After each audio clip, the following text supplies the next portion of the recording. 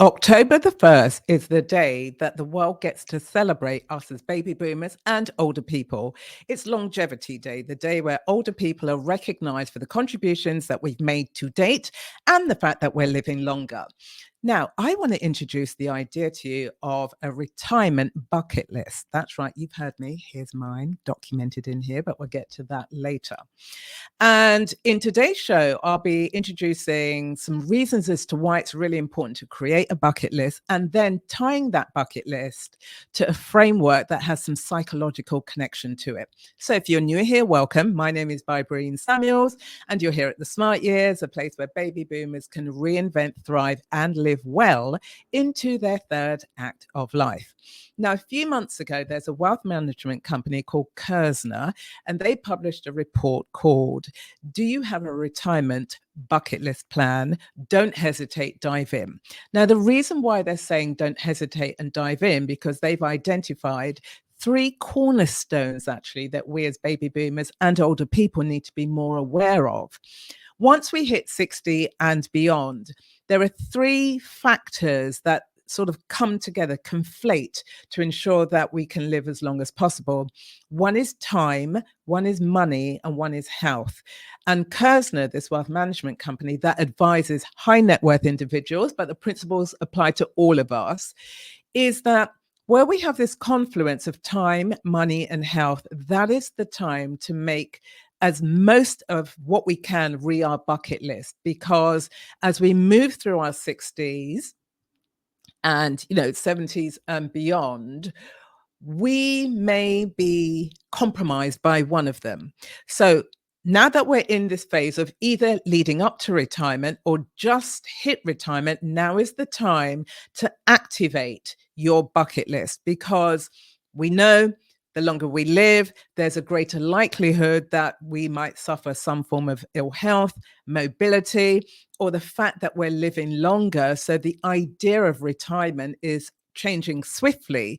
So whatever retirement income that you have saved so far, that was at a time when this biblical idea of 70, that we live, 70 years-ish. Now there's projections that's going to say, or is saying, that we're living well into our 90s and over 100 years old. And so therefore, this idea of retirement is shifting. So we may find we have to continue working or come out of retirement to fund the retirement income. But while we're doing that, we can also live a far more expansive life. So the three cornerstones is, do you have time? Do you have money? And do you have good health? This will be a great time for you to activate your bucket list. Now, in this little blue book, not even a black book, but in this little blue book, I have documented, I've got up to number 141. Now, what does that mean? I've put together so far 141 life experiences that form my bucket list. I'm aiming actually to get to 300. I've already started to tick off some of my bucket list. But the reason why I put it together a few years ago was because I started to have this vision of what could the latter years of my life actually look like. As I continue to age with vitality and joy, what could it look like? Well, it's going to look like the vision I have in my mind's eye. And the whole idea is to create this expansive vision. And so therefore, it's pulling me forward into my retirement years. Now, I'm somebody that doesn't necessarily use the word retirement. I use more of the phrase a fusion life, and that might apply to you as well, meaning that I still work. I'm nowhere near these high net worth people who have already retired. So my life looks like a fusion life. There is a level of work independently, as well as a level of integrating all of my habits and hobbies and experiences and joys. And so therefore, for me, it's really important that I live my form of success, my form of excitement that pulls me forward. And so therefore, I live laterally as opposed to this really tiny life, because there is a tendency for some people as they age, they start to shrink down their life, whereas the bucket list enables you to live expensively. So Kersner focuses on time, money, and health. And the idea is to advocate for yourself. How could I live actively? So you may have plans, for example, to walk the wall in China. Or it could be the Camino de Santiago, which is this 800-kilometer walk. It's a spiritual walk that some people undertake, and it's through Spain. Or, you want to be swimming, read the Great Barrier Reef, whatever it is. Kersner, the Wealth Management Group, says the closer you are to having this three-pronged structure in your life is the time to step into what your bucket list is, because as you move into your 70s, 80s and beyond, as I said, we could be compromised, we could run out of money, we could run out of time, because none of us knows when we are going to be called home, so to speak, and our health could fail us. So that's why it's so important to put the bucket list together. So one of the things, as I said, I've already started to live into my bucket list. I turned 60 last year in 2023. And one of the things that I did, which was on my bucket list, was to enjoy a luxurious cruise. And it was fabulous in every way, shape or form, as you can imagine. So that's something that I've ticked off. And I've put experiences on there. Travel is a big thing to me, but so is culture, so is history, so is connection, so is friendship, so a cultural event. So something that is sort of like a once in a lifetime opportunity that I did last year as I hit 60 was I was one of the very lucky people to go to the Freddie Mercury exhibition and auction at Sotheby's, the world-renowned auction house here in London. And I mentioned this because it was on my bucket list, not necessarily Freddie Mercury, but I'd created items that would suggest if there's one-off lifetime opportunities, could I take advantage of them? And there was a high percentage of people in that exhibition. There were 40,000 artifacts in there. But there was I would say a good 70% of us were baby boomers because we grew up on Freddie Mercury. We grew up on Queen. And so it was a wonderful stroll down memory lane. And then to boot, I managed to get to the auction, which I have to say was like breathtaking in so many ways, because we were surrounded by people with money and people with opulence and people who had the opportunity to bring those things together. But that was a one-off lifetime experience. And so whatever it means to you, and your bucket list is going to be very different from my bucket list as it is for everybody else. But it is about contemplating what's going to bring you joy and what's going to help you live expansively into your life. Now, alongside the three, as I said, we have health, time, and money. There's really the creator of positive psychology, Dr. Martin Seligman. And as I said, he's the doctor of positive psychology. And positive psychology really is the science of understanding joy, freedom, happiness, contentment, fulfillment. And so understanding that. And what he did was he created a framework to help us think psychologically. How can we infuse good feelings into these things that we put on our bucket list? Now, positive psychology is different from traditional psychology. Traditional psychology is about pathology, cause and effect. This thing happened to you, so therefore this is the outcome. Whereas the converse of that, as I've just indicated to you, is this positive psychology. And now it helps us fuse feelings, emotions into the things that we want to do. So the framework he created is called PERMA. And the P stands for positive emotions, which I've just identified.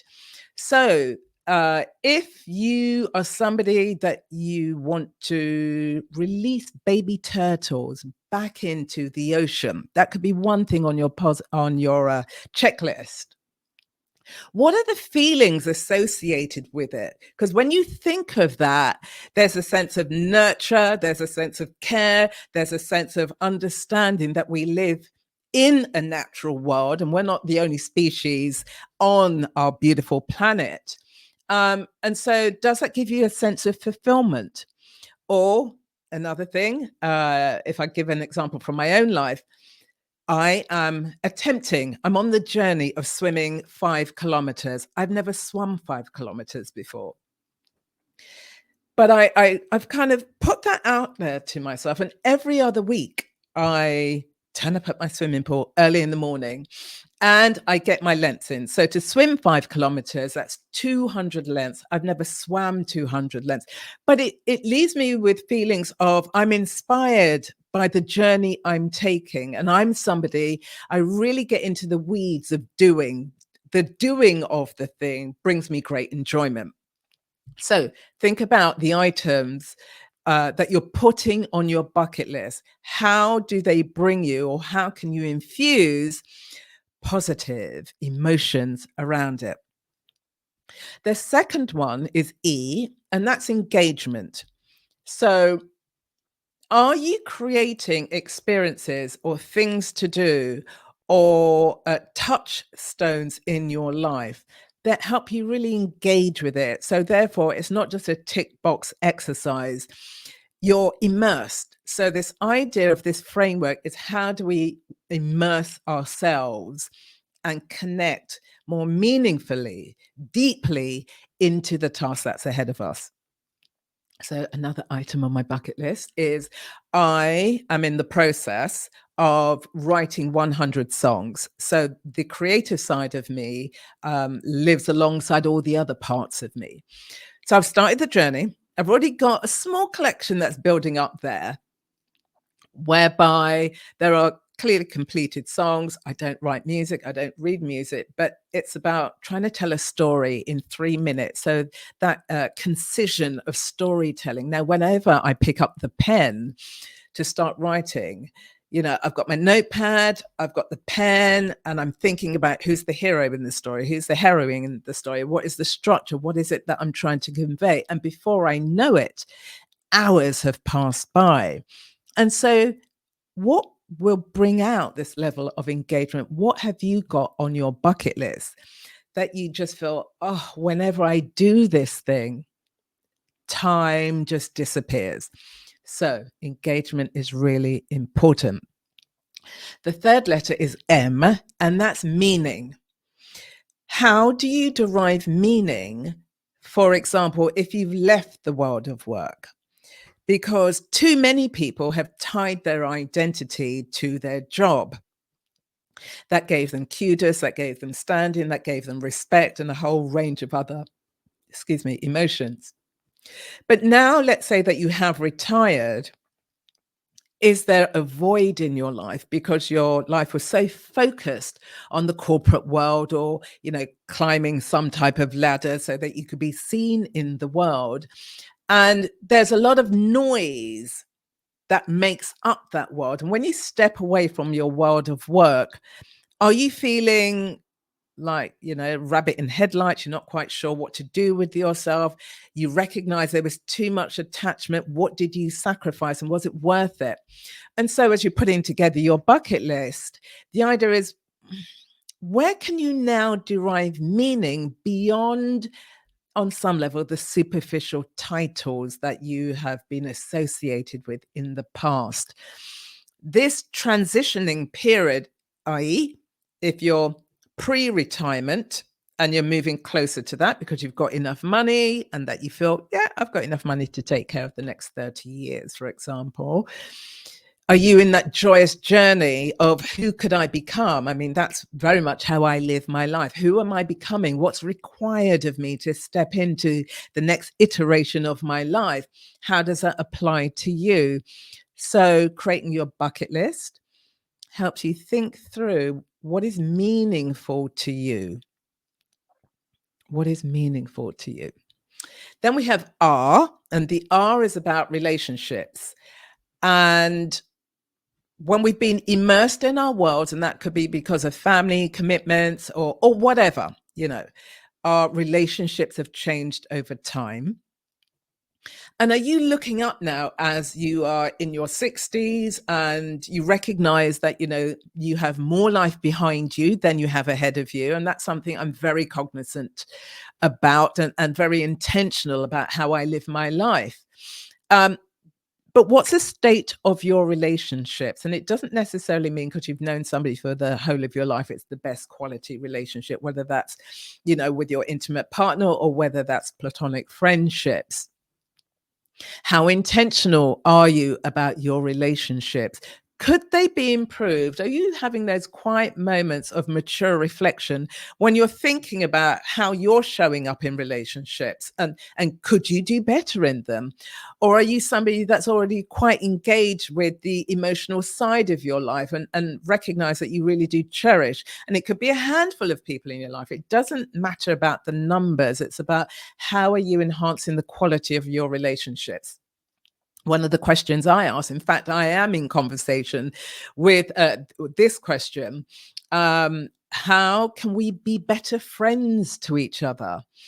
And had a wonderful conversation with one of my friends last week. I've posed that question to two other friends. And, it's just about creating space whereby we're exploring and we're examining, because obviously as we move through our decades and our seasons of life, we change, people change. And for me, it is a wonderful way for me to be continually in the dance and the rhythm of my relationships that opens up an opportunity for both parties, myself and the other person, to be in a very natural dialogue. And all could be well. We both enjoy the friendship in the way that it is, and it's like, let's do more of this. Or if there are questions or concerns, it's creating the environment that allows you and the other person to be having more heartfelt conversations. So relationships are very important. And then finally, we have accomplishments. When you put your bucket list together, it's because it may be the items on it are quite far ahead. You have to stretch to reach them. And when you do reach them, there's a sense of, wow, I did that. That was me. And so you get to celebrate yourself. A couple of examples, when I wrote my book, I remember when the first copy of it hit the mat on my floor, and I remember running down the stairs with excitement because I knew it was coming. And then, I ripped open the parcel, and there it was. It was like, my book, I did that. That's something I always wanted to do. Do you want to become a published author? Or whatever it is. When I was running marathons, I missed distance running. And my body said, once I hit sort of very late 40s into my 50s, my body just said, no, I don't think we'll be doing that anymore, because it was quite aggressive on my, on my joints. And so all I've done is transfer the distance part of how I've maintained fitness and movement practice in my life into swimming. So I'm really excited about that. But what could you put on your bucket list that will fill you with a sense of pride, with a sense of high-fiving yourself? And you're just thinking, I did that. I invested time. I was intentional. I was disciplined, and I was committed. And as I said, whatever you put on your bucket list, it really doesn't matter, because you're not doing it in comparison with other people. You are doing it to showcase to yourself that you can keep your word. So that's it. We have the PERMA framework: positive emotions, engagement, relationships, meaning, and accomplishment. I would love to hear how you are creating your bucket list. Put your items or put your comments in the bucket list in the comment box below. I'd love to connect with you. Please like, share, and subscribe to my channel, and I will see you again